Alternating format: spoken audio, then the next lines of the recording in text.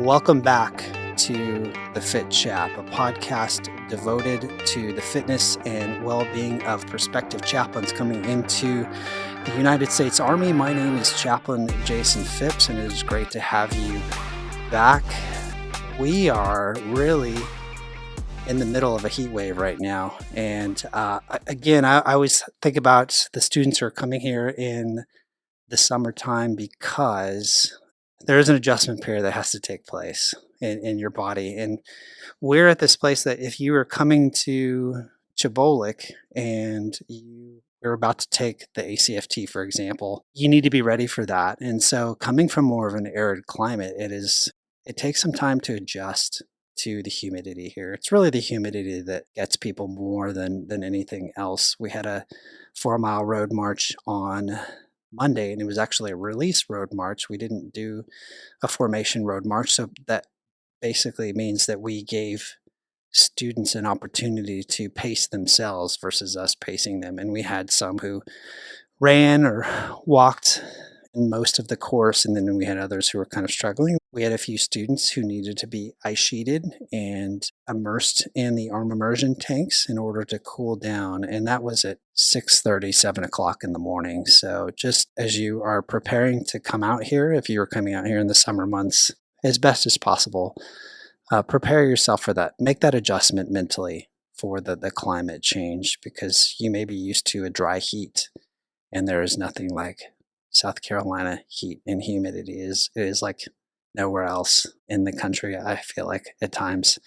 So anyway, we have a special guest joining us this month. His name is Chaplain Lieutenant Colonel Chris Bryan. He is our National Guard Chaplain L&O, our liaison to the schoolhouse, and very excited to have him here. I've had the wonderful privilege of developing a friendship with him over the last several months. And sir, it's good to have you here with us today.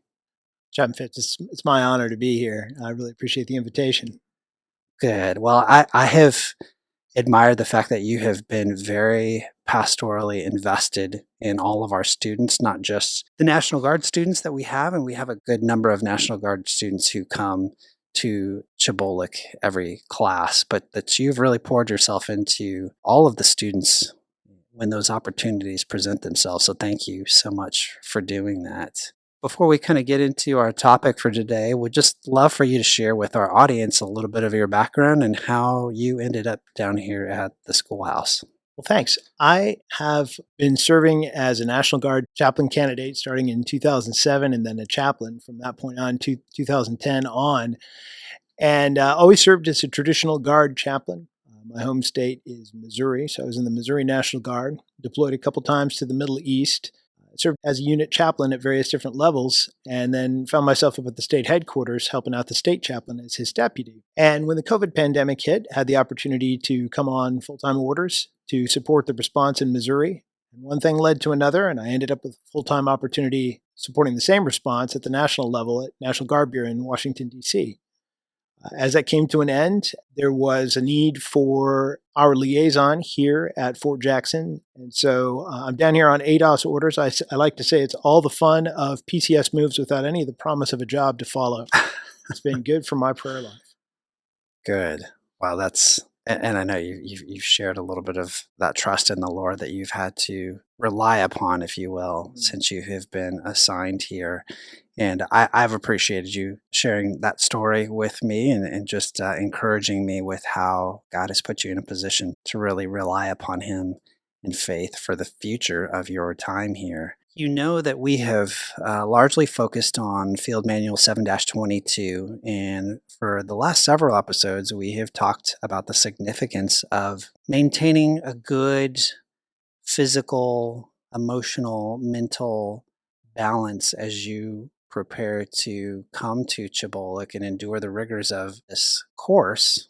And of course, a lot of those center around the different domains of readiness that the field manual talks about. But the one domain that we really haven't touched upon, but is also mentioned briefly in that field manual, is that of spirituality.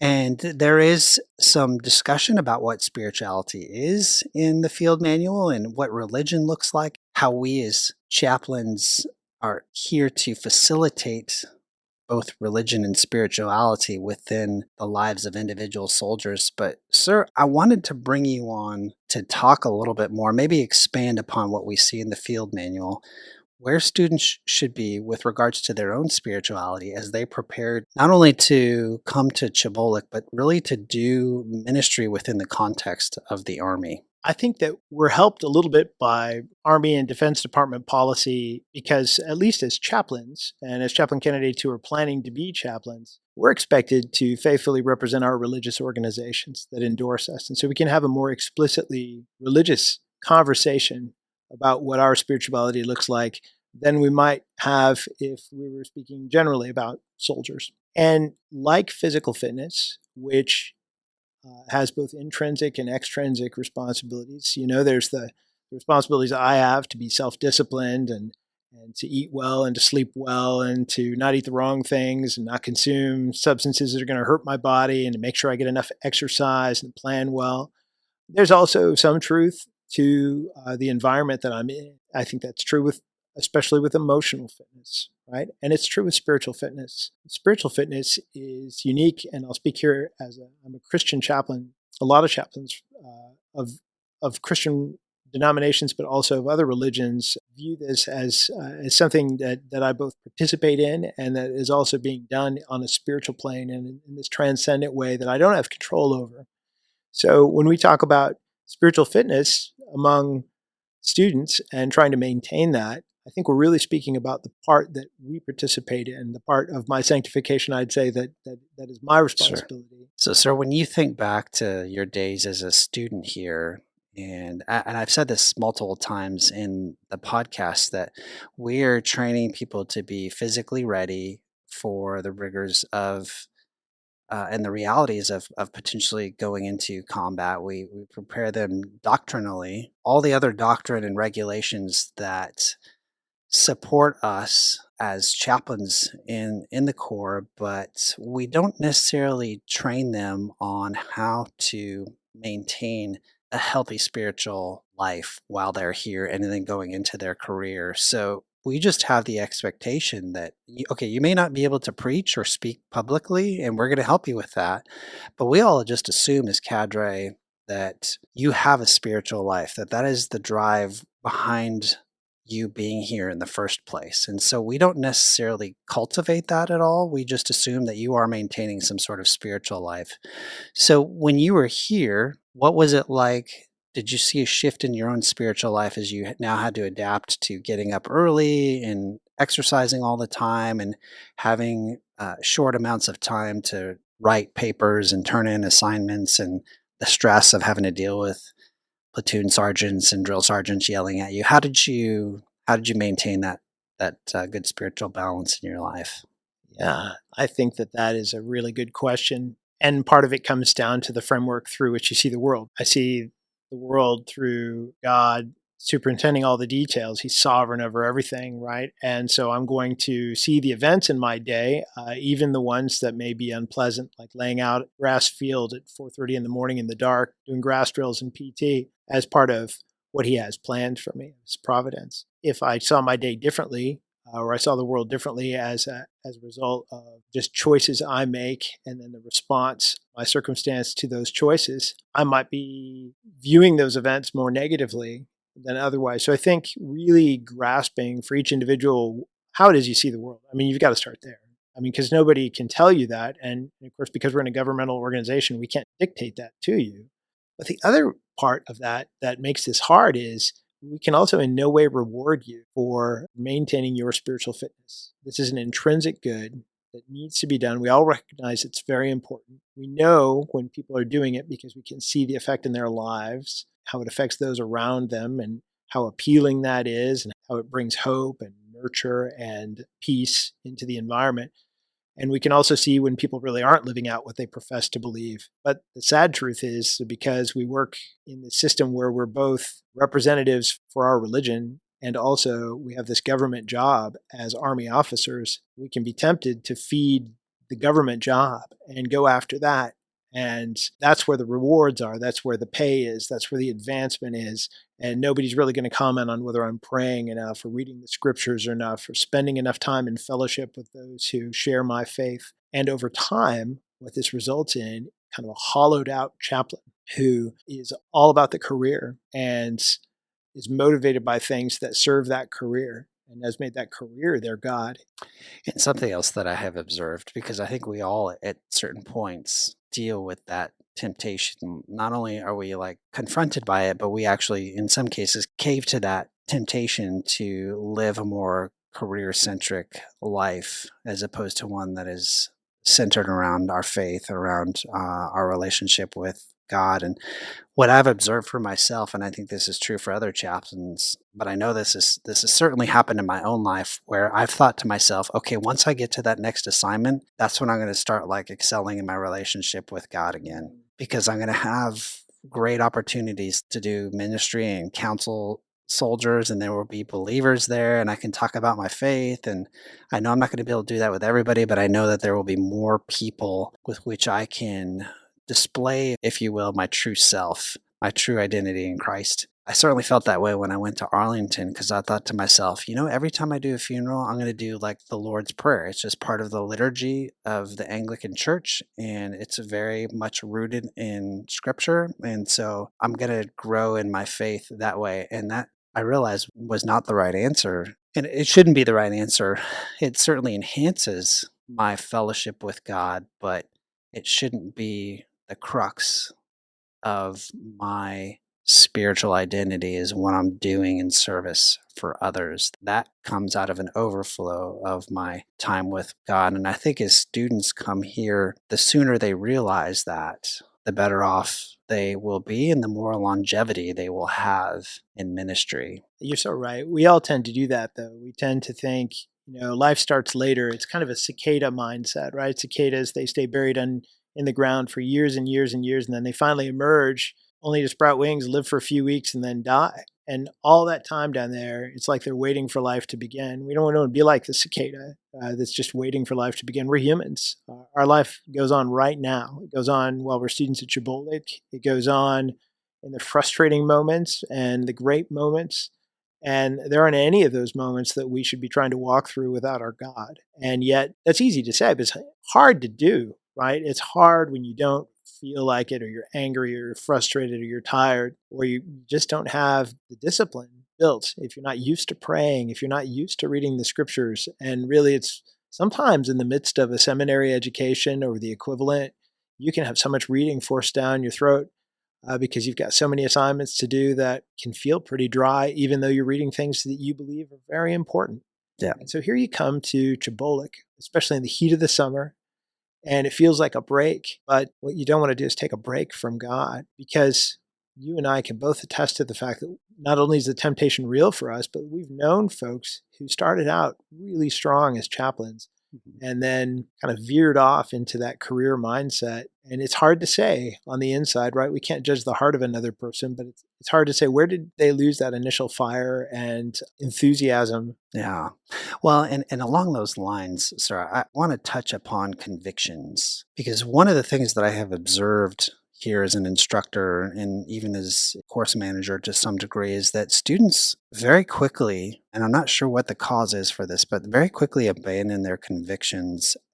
I don't know if it's from fear or from just a hollow faith to begin with, but they abandon their individual convictions regardless of their denominational background in light of what they assume or expect that the government will approve or disapprove within their own spiritual lives. In the moments where we are tempted to give up or give in, to take a step back and say, why? Why did I feel like I needed to compromise there? Why? What did I really want? And I think the answer a lot of the time is we want to be liked.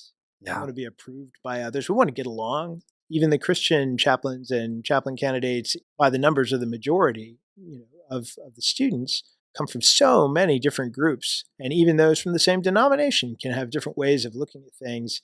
Yeah. And I think we don't really want to reward people who are just going looking for a fight, but we also need to be bold enough to stand for what we believe. And it's possible that in the environments we've been living in, all this is a signal. It's a warning to us, just like if you had a sore leg when you're running. Hey, I need to work on that leg. I need to stretch that out more. There's a weak spot. Hey, I need to work on my faith here and understand what I believe, so that when I'm not in an all chaplain environment that's inherently religious, and I'm with my commander and I have to stand up for what's right, I'll have the boldness to do so. I absolutely agree, sir. On a practical note, just as we're having this discussion, one of the things that I'm thinking about that I don't remember doing, and maybe you did this, or maybe you observed this with some of your peers, is students coming here for CHBOLC, but then they also come here and they're taking 2 or 3 seminary classes at the same time. And I think to myself, if there's one way to really overwhelm oneself with the requirements that we have, but also the requirements of their seminary, it's to do something like that. But in many cases, it's kind of done again at the expense of that intimacy with the Lord, because there's just so many competing things in their hearts and their minds that are not giving them any free time to just pause and rest and have that communion with the Lord that they absolutely need, even here in a controlled environment where they're getting good sleep, they're staying in a hotel room. There's so many things that they're pouring into their lives that it deprives them of that opportunity to engage with God in a different way. So I don't know if you saw that or not. I don't remember anyone who was trying to take classes while they were going to CHBOLC. Doesn't mean it wasn't happening among some of our classmates, but I sure do remember people who had family situations that required Yes. more of their time and attention, and that took away from the experience they were having here, or required a lot of time. And there's not a lot of extra time in the margins. I know that you and the cadre do a great job of We try. filling that time. We As try. you should, to really honor the time that people are. Many of your students, the majority right now, are from Guard and Reserve, and they're leaving their lives. So I think that we tend sometimes to think in really polar terms between things that are spiritual activities and things that aren't. If you don't mind me turning the conversation a little bit that way, I think Sure. we'll hear as chaplains, maybe not in CHBOLC, but maybe there as well, the importance of being a good staff officer and also a good pastoral care. And it's often phrased that way. On the one side, I can be very pastoral, but I also want to be a good staff officer, as though those two things are two different things. And I think that kind of polar thinking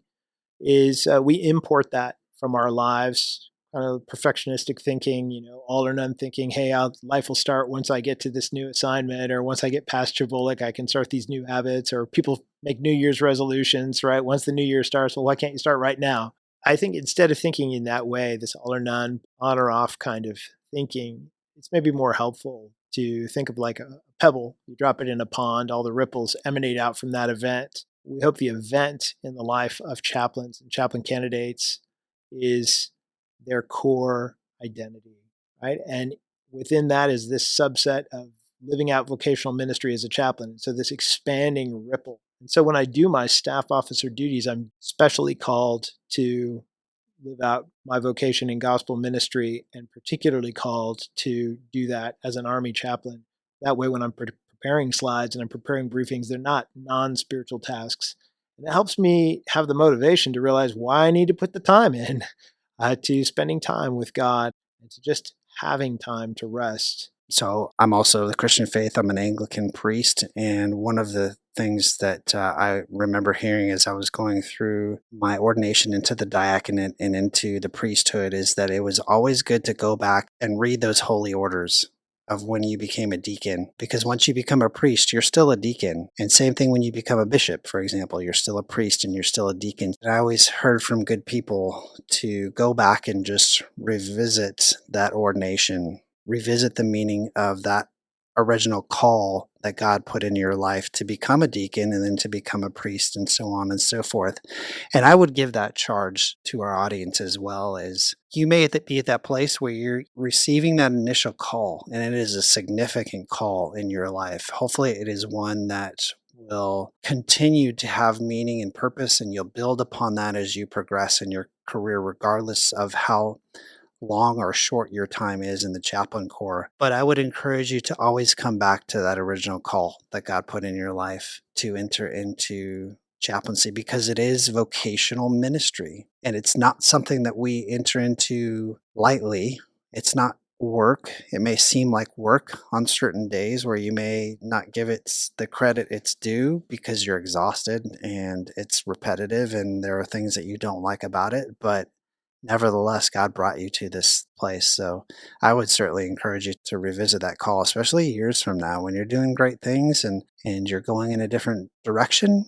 Maybe you're working at more of a strategic level of ministry. And it's good to harken back to those times when you were that battalion chaplain operating at the tactical level, or maybe just when you first came into the chaplain corps and you were a bright-eyed chaplain candidate and just didn't know what the heck was going on. Because I think that lends perspective and it brings you potentially to this place of humility in what you're doing, because it's really, I look at it as the Lord reminding me of his authority in my life from the very beginning up to the present and certainly beyond. So, Greatest of all is the servant of all. Jesus said that first, and then later, years later, the Army said selfless service is a value. yes. But it's a deeper issue. Human beings, especially in our American culture, are not always willing to give each other a listening ear and really hear each other out. It seems like any day you can read the news and see so many examples of no grace for each other, no forgiveness. That starts with how we see ourselves. We can't forsake what God is revealing to us because the truth of the matter is the chaplain corps will reveal to you your weaknesses. You will have struggles that you as an individual have to deal with in the midst of helping other soldiers deal with their trials and struggles. And so, ideally, you don't want to be in this place where you haven't found out how to engage with God with your own struggles and then try and do ministry with others. I know I'm kind of struggling to myself to articulate this well, but I've seen, and I'm sure you have as well, sir, seen chaplains who have tried to do ministry in a deficit, in the negative, because they have their own problems that maybe nobody knows about. The effects of those problems are very evident, even if others around them don't know what those actual problems are. And now here they're trying to do ministry, and it's just, it's so, I just can't imagine the type of pain that ensues when you try and do that ministry out of a negative flow of power and strength because you're trusting in your own strength. Well, there's the brokenness that acknowledges that my strength comes from God, and then there's the brokenness I'm not self-aware of or I don't want to admit to myself. Yes. And I have to go in my own strength because nothing else is on offer. Very true. And we've got stories about chaplains who have paid the price for that deficit and for those struggles and that brokenness. And sadly, it's tarnished their witness in many ways and their reputation with their commanders and with soldiers. And we certainly, as chaplains in the Corps, fellow chaplains in the Corps with those individuals, don't want to see them deal with that. We'd much rather have them work that out. So, sir, just while I've got you here, because you are our liaison for the Guard, any kind of closing thoughts, either to the Guard or the Reserve, but certainly to the Guard? Anything that you want to share with them as they come here on active duty from Guard status? I know that students coming from the Guard are coming from a wide array of situations, job situations of various kinds. Some are in full-time vocational ministry. Some are working other full-time jobs. Some are students, the chaplain candidates, and also have jobs trying to make it all work at the same time. And that when you come here, if you're new to the Army, one of the things you'll encounter is just the bureaucracy that we all experience here and the somewhat formal and rigid way that we go about things in the Army. Sometimes we come to know and love, but if that's new to you, you may ask yourself, what have I done? And what have I gotten myself into? And was this worth these weeks away from my family to do this? Trust your calling. Trust the indications you had for pursuing this in the first place. Ask yourself every day, what are you trying to teach me, God? Ask God to open your eyes and your ears to the opportunities around you. Don't wait for some future event to get really serious about it. Use this as a great opportunity. There are all kinds of times in the midst of CHBOLC where you're not sitting in class having to think about what the instructor's saying, but you're simply hiking down a road or you're in a group run and your mind is free to think and to pray and to meditate on this experience, how God may use you. Outstanding. Appreciate having you on. Sir, this has been a treat. And if this thing keeps going, maybe we'll bring you back, sir. But as always, thank you for joining us. If you liked what you heard, please subscribe and feel free to leave us some feedback. Otherwise, have a great week. Stay cool, and we will talk to you again. See ya.